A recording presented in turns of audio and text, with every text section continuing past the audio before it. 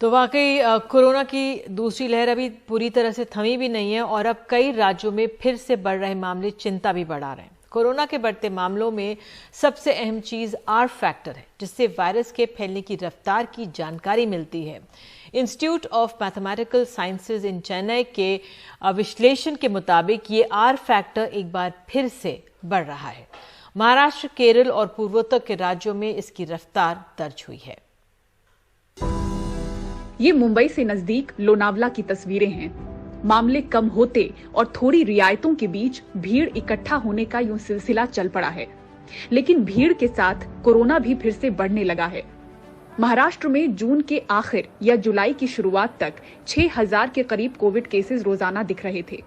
अब 8 से 9,000 या कभी कभी 10,000 तक आने लगे हैं।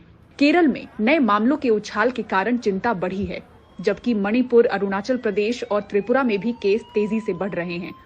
इस बीच चेन्नई में इंस्टीट्यूट ऑफ मैथमेटिकल साइंसेज के शोधकर्ताओं द्वारा किए गए एक विश्लेषण से पता चला है कि देश भर में आर फैक्टर फिर बढ़त के ट्रेंड में दिख रहा है। आर फैक्टर का अर्थ है एक संक्रमित व्यक्ति के संपर्क में आकर औसतन संक्रमित होने वाले लोगों की संख्या। जब कोरोना की दूसरी लहर अपने पीक पर थी, तब आर वैल्यू 1.37 तक थी। मई में ये 1.19 तक पहुंची और जून में गिरकर ये 0.78 पर आ गई। लेकिन अब फिर से इसका ट्रेंड ऊपर गया है और ये 0.88 तक पहुंची है। यानी कोरोना वायरस से संक्रमित किन्हीं 100 लोगों का समूह औसतन 88 लोगों को संक्रमण दे सकता है। कुछ राज्यों में आर फैक्टर 1 से ऊपर है। केरल और महाराष्ट्र में ये 1 के आसपास है।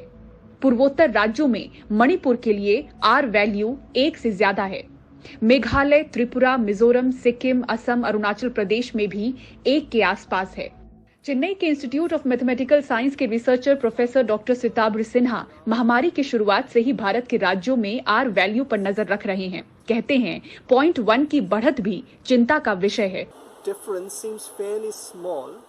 आंकड़ों का अंतर आपको काफी कम नजर आ रहा होगा, लेकिन ये आंकड़ा तेजी से बढ़त बयां करता है।